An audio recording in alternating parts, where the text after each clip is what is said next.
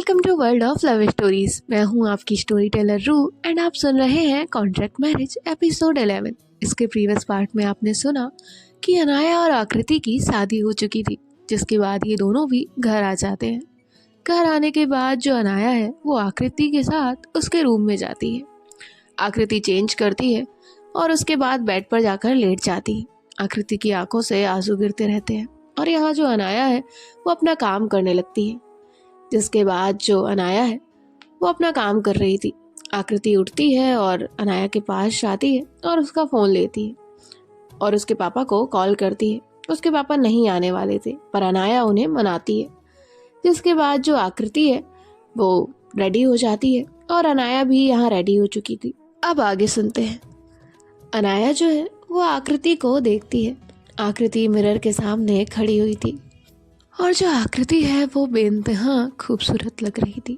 अनाया का सारा ध्यान आकृति पर ही था और तभी इनके डोर पर नॉक होता है और जो आकृति है वो डोर की तरफ देखती है। अनाया जाकर डोर ओपन करती है और जो है सामने देखती है कि वहाँ पर सिया है। सिया कहती है, आप दोनों रेडी हो? तो अनाया जो है वो कहती है हाँ। तभी सिया कहती है, दादी ने फोटोग्राफर भेजा है, वो तुम लोगों का फोटो शूट करेंगे और उसके बाद तुम दोनों भी नीचे आ जाना, क्योंकि वहाँ सारे गेस्ट अभी थोड़ी देर में आना शुरू हो जाएंगे। तो अनाया कहती है ओके। जिसके बाद जो अनाया है वो आकृति के पास आती है और यहाँ जो सिया है वो नीचे जा चुकी थी। अनाया आकृति से कहती है, वो दादी ने फोटोग्राफर भेजा है, अगर आप एग्री करती हैं तो हम फोटो ले सकते हैं। तो आकृति जो है वो अनाया का कोई जवाब नहीं देती और उसके बाद जो है बाहर आ जाती है। यहाँ फोटोग्राफर रूम के बाहर इनका वेट कर रहा था। जिसके बाद जो है वो यहाँ एक अच्छा सा स्पेस देखता है और फिर कहता है, मैम आप दोनों खड़े हो जाइए।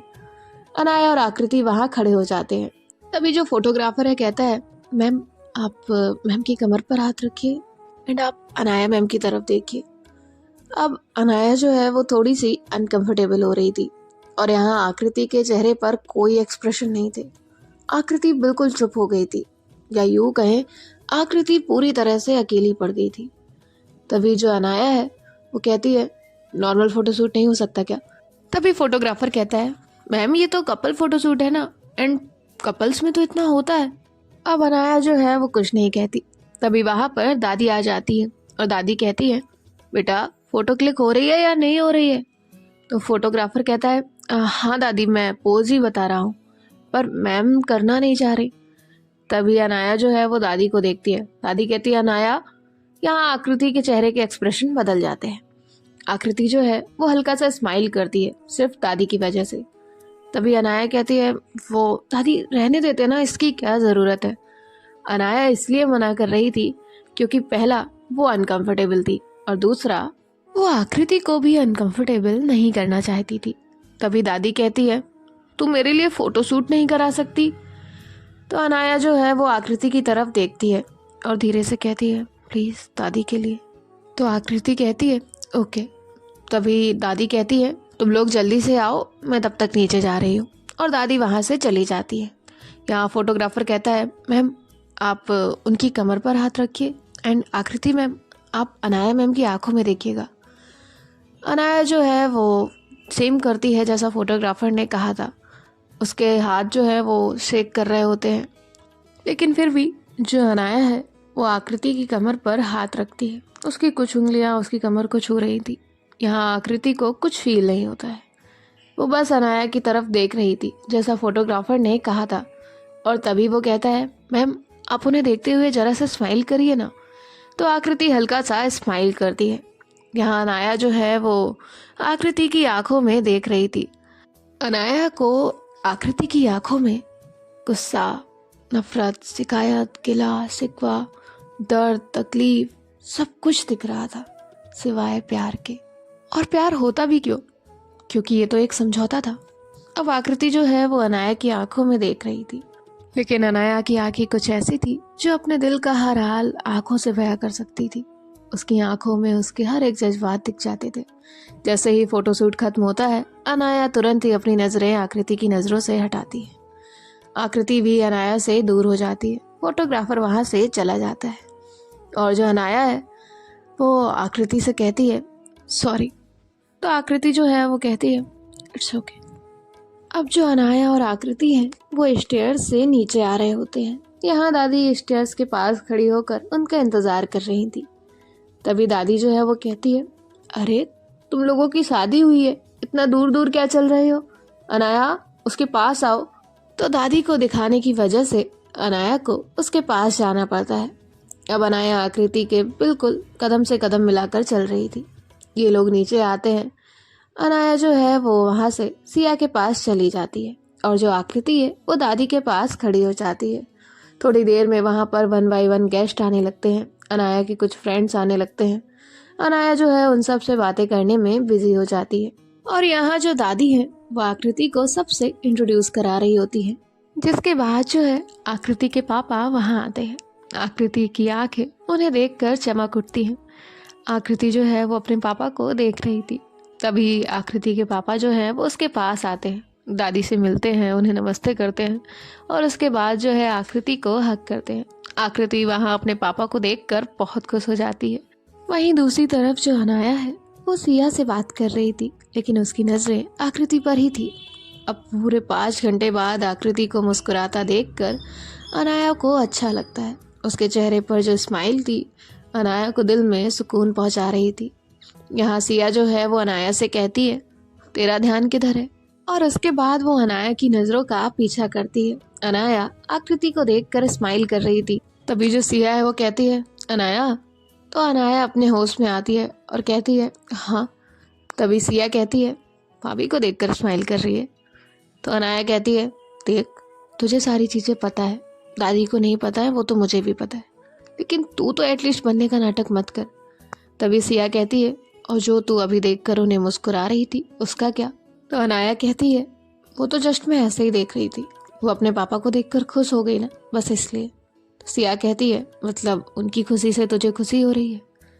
अनाया कहती है, नहीं, ऐसा नहीं है, और दादी ने मुझे बहुत सारी चीज़ें समझाई। आकृति के लिए मैं शायद कुछ ना हूँ, लेकिन मेरे दिल में उसके लिए एक सॉफ्ट कॉर्नर है, एज अ पर्सन, इंसानियत के तौर पर।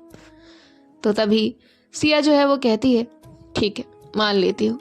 और उसके बाद जो अनाया है वो कहती है, मैं आती हूँ। अब जो अनाया है वो मिश्रा गुप्ता के पास जाती है और वो भी उनसे मिलती है। मिश्रा गुप्ता आकृति से ही बात कर रहे थे। आकृति कहती है, पापा आप तो नहीं आने वाले थे। तभी मिश्रा गुप्ता जो है वो अनाया को देखकर कहते हैं, हाँ बेटा, मैं नहीं आने वाला था, लेकिन फिर अनाया ने कहा कि मैं आ जाऊँ। तो अनाया कहती है, अंकल मुझे एक कॉल है, और अनाया वहाँ से चली जाती है। वो नहीं चाहती थी कि मिस्टर गुप्ता कोई भी उसकी तारीफ करे। तभी आकृति कहती है, अनाया ने? तो कहते हैं, हाँ अनाया ने, तुमसे मैंने मना कर दिया था, उसके बाद मुझे अनाया का कॉल आया और उसने कहा कि तुम बहुत सैड हो और मैं आ जाऊँ, इसलिए फिर मैं आ गया। हालांकि मैं आज ही निकलने वाला था, लेकिन अनाया ने वो टिकट कैंसिल करा दी और कल की बुक कराई है, तो अब मैं कल जाऊँगा। तो आकृति जो है वो कहती है, थैंक यू डैड। तो उसके पापा कहते हैं, अच्छा, तूने तो मुझे एक पल में ही पराया कर दिया। तो आकृति कहती है, नहीं पापा, ऐसा कुछ नहीं है। तो उसके पापा कहते हैं, मजाक कर रहा हूँ बेटा, मजाक। तो आकृति जो है वो स्माइल करती है। अब दादी वहाँ आ जाती है। आकृति के जो पापा हैं वो दादी से कुछ देर बात करते हैं और फिर वहाँ से विदा लेते हैं। अब वो अपने घर के लिए निकल जाते हैं। यहाँ जो अनाया है वो अपना एक कॉल अटेंड करने गई होती है। तभी वहाँ पर एक पर्सन आता है और वो पर्सन जो है वो आकर दादी के पैर छूता है और कहता है, माँ, आपने मेरी बेटी की शादी कर दी और मुझे बुलाना तक जरूरी नहीं समझा।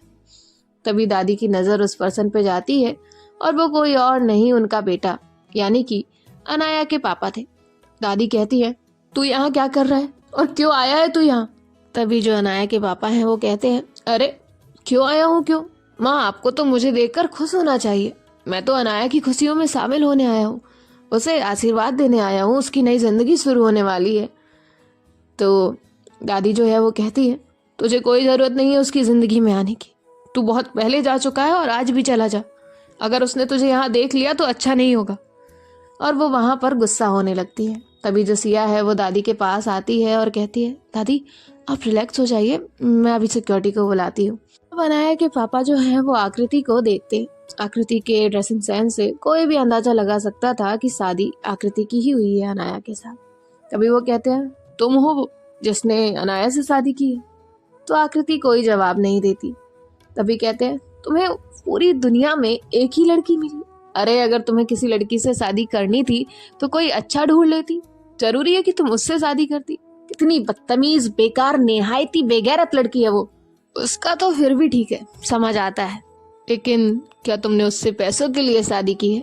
अब आकृति जैसे ही ये सुनती है उसकी आंखों में आंसू आ जाते हैं। अब जो अनाया है वो दादी के पास आती है और दादी उसे हक करती है। अनाया कहती है, शांत दादी। अब दादी जो है वो कहती है, बेटा मैंने इसे नहीं बुलाया। अनाया कहती है, हाँ दादी मैं जानती हूँ आपने इन्हें नहीं बुलाया। तभी वो कहती है, सिक्योरिटी इन्हें लेकर जाओ, किसने आने दिया इन्हें अंदर? तभी जो है सिक्योरिटी वहां पर आती है और उन्हें पकड़ती है। वो गुस्से में अपने हाथ पैर मारने लगते हैं और कहते हैं, छोड़ो मुझे, छोड़ो। तभी अनाया कहती है, देखिए आप यहाँ से चुपचाप चले जाइए और आपको मेरे फैमिली फंक्शन में इन्वॉल्व होने की कोई जरूरत नहीं है।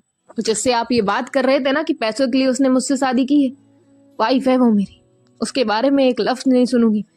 और आपको हमारी लाइफ में आने की और हमारी लाइफ की खुशियां खराब करने की कोई जरूरत नहीं है। वैसे भी आप बचपन से मेरी जिंदगी में बहुत जहर घोल चुके हैं। तभी जो है वो कहते हैं, काश काश तेरी माँ ने तुझे कुछ सिखाया होता।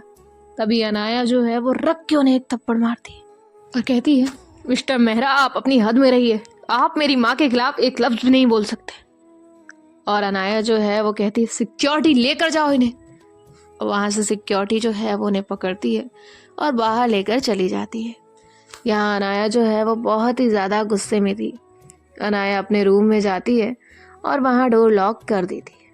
यहाँ दादी जो है वो सबसे माफ़ी मांगती हैं और सबको खाना खाकर जाने के लिए कह देती है। लेकिन अब इतना तमाशा होने के बाद कौन ही वहाँ रुकने वाला था। सब वहाँ से चले जाते हैं और यहाँ जो आकृति है वो बस खड़ी होती है। उसे तो समझ ही नहीं आ रहा था कि ये हो क्या रहा है। तभी जो सिया है वो दादी को संभालती है और उन्हें वहीं सोफे पर बैठा देती है। और यहाँ आकृति जो है वो भी दादी के पास आकर बैठती है, उन्हें पानी देती है। दादी आकृति के चेहरे पे हाथ रखती हैं और कहती है, सॉरी बेटा, हमारी वजह से तेरा ये फंक्शन खराब हो गया। तो आकृति कहती है, नहीं दादी, उसमें कोई बात नहीं है, आप सॉरी मत कहिए।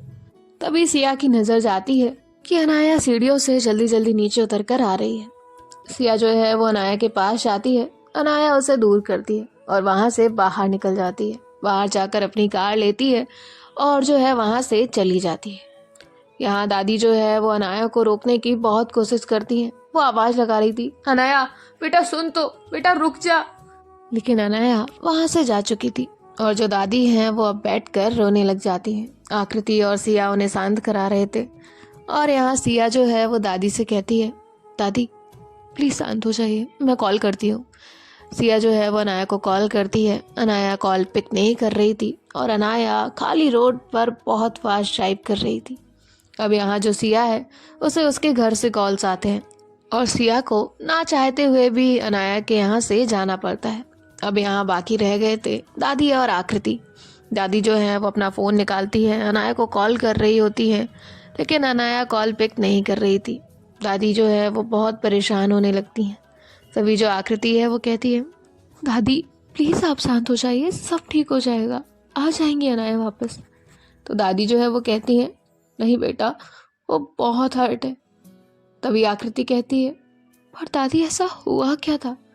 अब जो दादी है वो आकृति को सारा सच बताती है।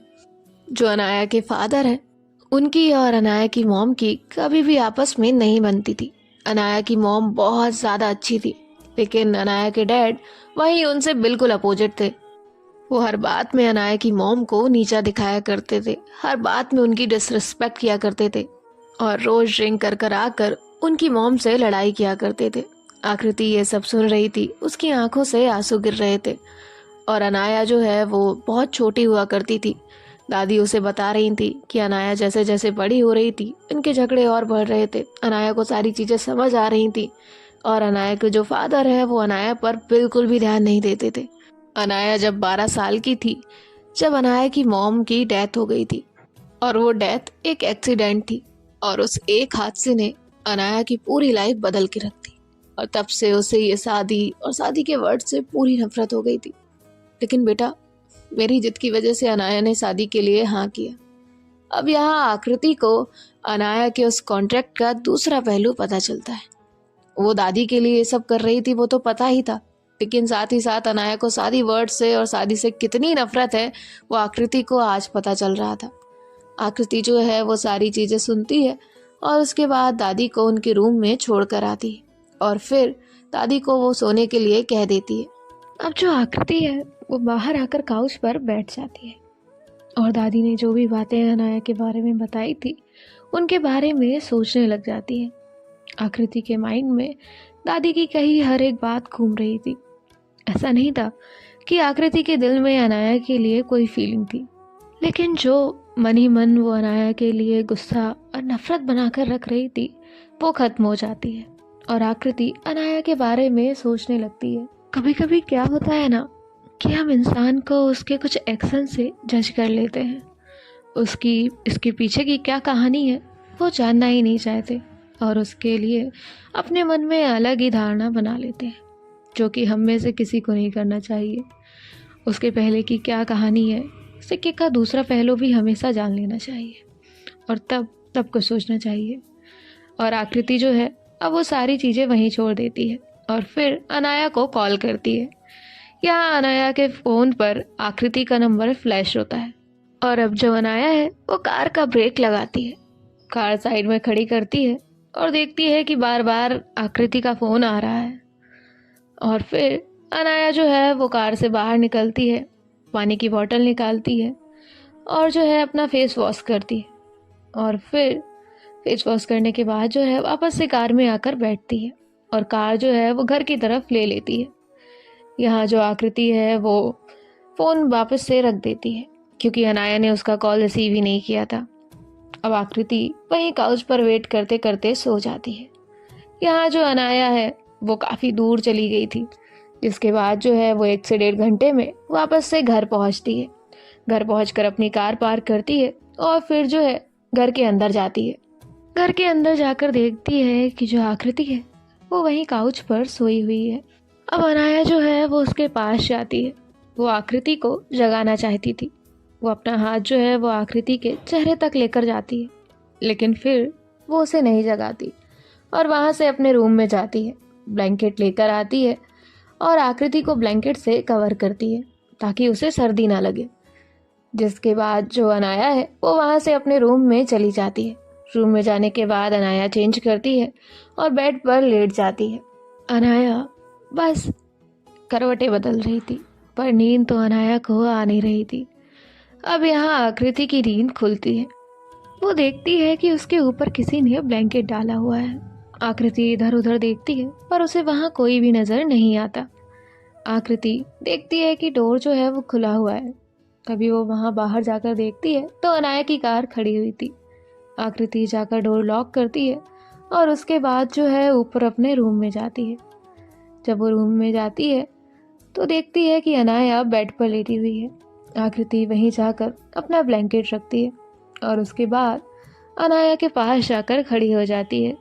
जैसे ही इनके रूम का दरवाज़ा खुलता है अनाया को ये आहट हो गई थी कि वहाँ पर आकृति आई है। अनाया जैसी एक करवट पर लेटी थी वैसी ही लेटी रहती है। आकृति उसके पास आकर खड़ी थी। आकृति अनाया के चेहरे को देख रही थी। आज तक आकृति ने अनाया को कभी भी इतने गौर से नहीं देखा था। आकृति जो है वो वहीं अनाया के पास बैठ जाती है। अब वो अनाया के चेहरे को देख रही थी। आकृति का ध्यान अनाया के चेहरे से उसके हाथ पर जाता है। अनाया के हाथ से ब्लड गिर रहा था। तभी आकृति जो है वो थोड़ी सी डर जाती है। उसके बाद जो है वो अनाया का हाथ पकड़ती है। उसके हाथ में थोड़े थोड़े कांच के टुकड़े लगे हुए थे, बिल्कुल छोटे छोटे से। आकृति तुरंत ही रूम में फर्स्ट एड बॉक्स ढूंढती है। उसे फर्स्ट एड बॉक्स मिलता है। वो तुरंत ही फर्स्ट एड बॉक्स लेकर आती है और उसके बाद जो है वो कांच के टुकड़े निकालने लगती है।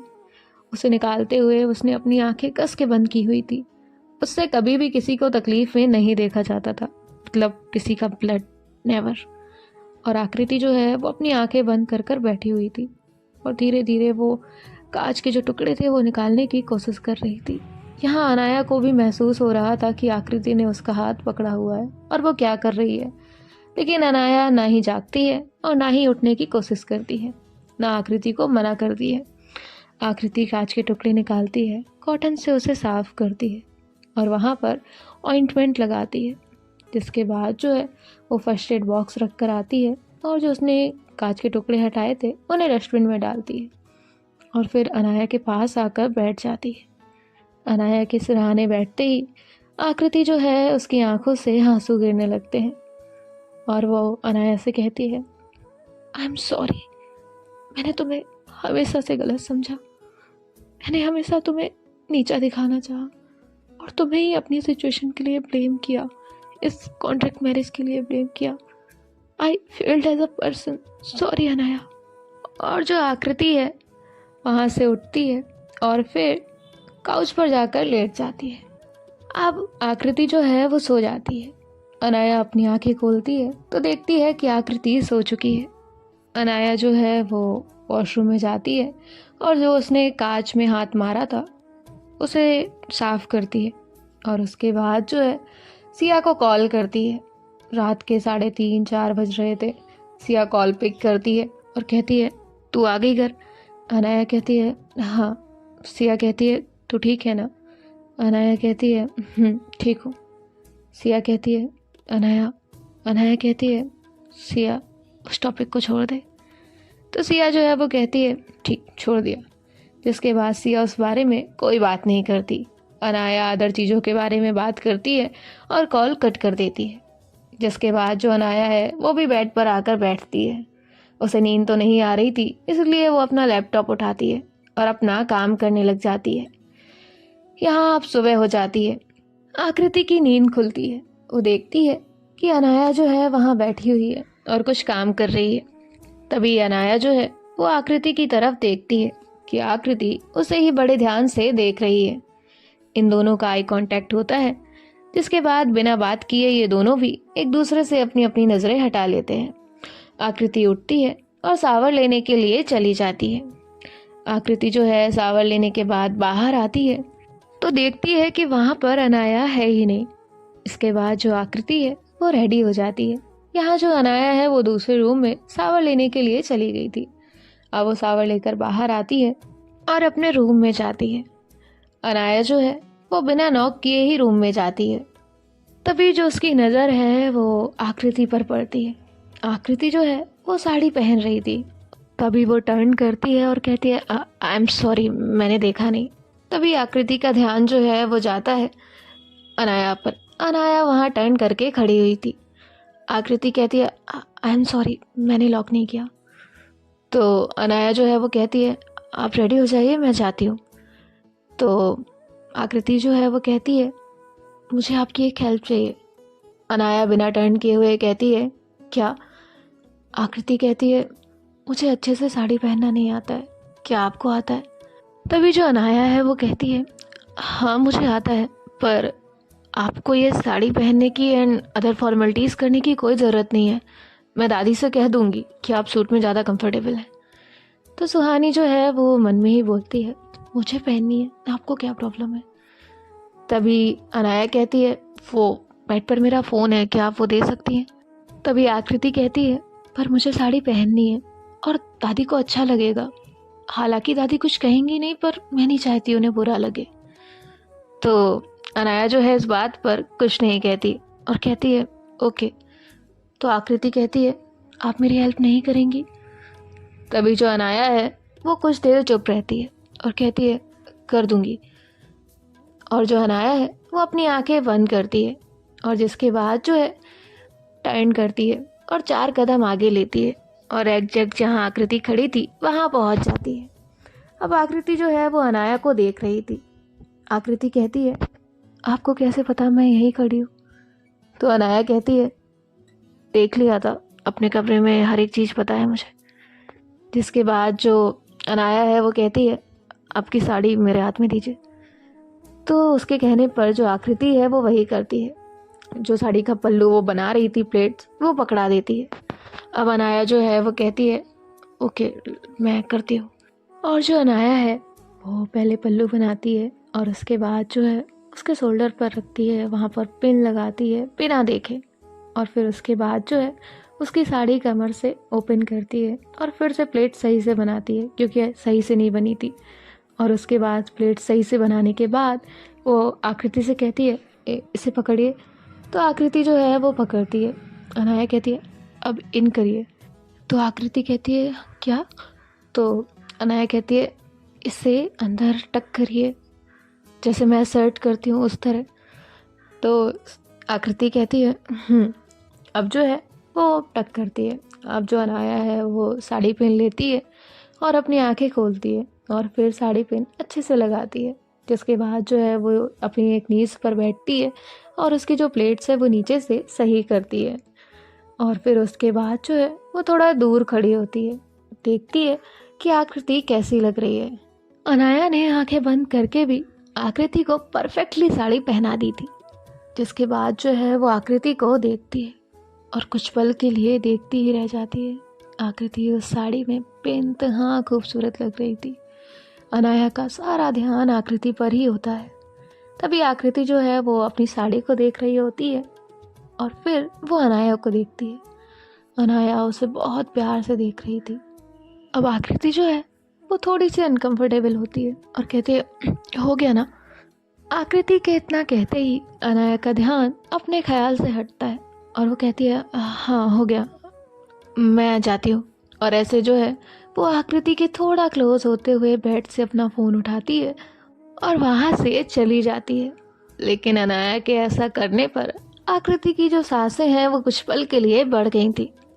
अनाया के वहाँ से जाने के बाद आकृति एक गहरी सांस लेती है और उसके बाद जो है खुद को मिरर में देखती है, स्माइल करती है और वहाँ से नीचे आ जाती है।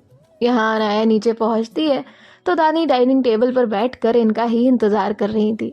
अब जो दादी है वो तुरंत ही अनाया को हक करती है, उसके चेहरे को छूकर देखती है और कहती है, तू ठीक तो है ना बेटा?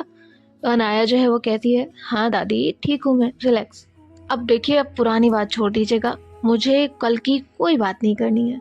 New morning, new day, new start, okay? तो दादी कहती है, ओके। जिसके बाद दादी जो है वो बैठ जाती है। तब तक अनाया की नज़र आकृति पर जाती है। आकृति के बाल खुले हुए थे, उसने एक हाथ से अपनी साड़ी को संभाला हुआ था और वो चलकर आ रही थी। अनाया की नज़र ही आकृति से नहीं हट रही थी और दादी ये बड़े ही अच्छे से देख रही थी। यहाँ अनाया जो है वो आकृति को देखे जा रही थी। आकृति जो है वो एक नज़र अनाया को देखती है और फिर अपना सारा ध्यान साड़ी पर लगाती है और वहाँ से चलकर अनाया के पास आती है और दादी के पास जाकर उन्हें हक करती है, उनके पैर छूती है, उन्हें गुड मॉर्निंग कहती है। तो दादी जो है वो भी उसे गुड मॉर्निंग कहती है और उसके बाद जो है अनाया से कहती है, तू क्या ऐसे ही खड़ी रहेगी? मुंह में मच्छर चला जाएगा तेरे। तो अनाया तुरंत ही अपना मुंह बंद करती है और वहीं बैठ जाती है और कहती है, दादी ब्रेकफास्ट क्या है? तभी दादी जो है वो कहती है, आकृति बेटा आज तुम ऐसा करो, सिर्फ स्वीट बना दो, बाकी तो सब कुछ बन चुका है। तो अनाया जो है वो आकृति को देखती है और कहती है, दादी मुझे ऑफिस के लिए लेट हो रहा है।